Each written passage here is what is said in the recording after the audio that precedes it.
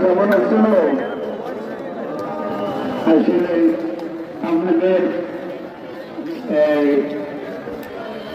গত বছরে লাস্টে ওই সময় ধরে রুটি কলা করে শুনলাম। আজকে 1 লাখ টাকার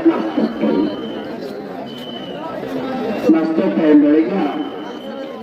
তো আসলে আমি বাবা বসে আসবো বাবা লেখা থেকে আমার